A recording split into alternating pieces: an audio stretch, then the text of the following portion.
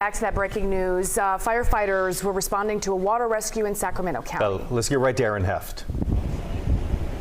Yeah, this in Slough House off of Kiefer Road right now. Take a look right now. So Metro Fire water rescue team has one gentleman who was trapped inside that car on that red boat that they are marching out of the water right now. So original preliminary information from Metro Fire was that there were two individuals trapped on top of their vehicle in standing water on Kiefer Boulevard in Slough House. We're in Sacramento County. One of those men we brought you in the last hit, he was standing on top. He actually marched himself out of the water using this plastic container to be a buoy and make sure that he was safe getting out. He did not wait for first responders to help him, but you are seeing the second man who was trapped on and inside that vehicle being taken out by first responders right now. Water collecting on several roadways here in Slough House area. And again, we are on Kiefer Boulevard, and this car that they were in was traveling down in the direction that we're facing right now, which is kind of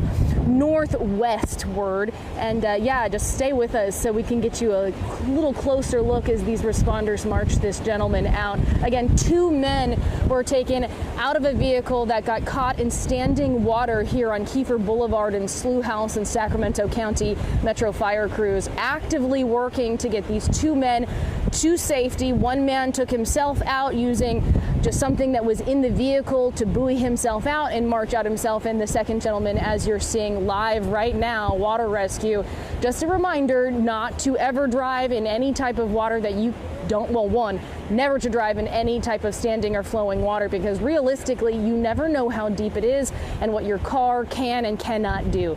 But active water rescue happening in front of your eyes here in Slough House, Sacramento County. I'm going to send it back to you. Yeah, Aaron, just one question for you. When those first responders had to go down there, did they physically have to get in the boat to get to the vehicle, or were they able to walk in the water to reach the person? So the second, they were walking through the water to get to that person. And as they get closer, I've actually been in water rescue with Metro Fire about a year and a half ago.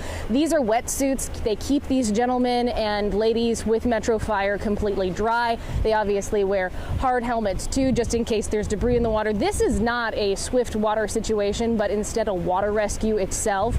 And these suits really work to protect the first responders. So no, they did not have to get in the boat to get to these gentlemen. Sure. So yeah, I was trying to get a perspective of just how deep that water may have been for them to have to go out there and do that rescue. Also, any idea at this point if the water was already up when this driver may have gone out, or did that happen as the person was trying to get down that road?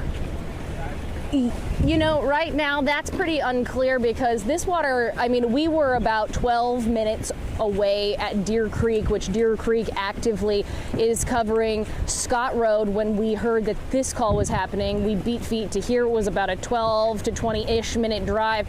And so the water in this area is actively moving, but when we got here, it looked exactly like what you're seeing now, except the two gentlemen were either in the car and standing on top of the roof. And we actually followed the Metro Fire rescue boats in while they unloaded them and got them into the water. It definitely does seem like a positive end, at least for the people who were rescued to something like this, although their car is undoubtedly destroyed because of that water.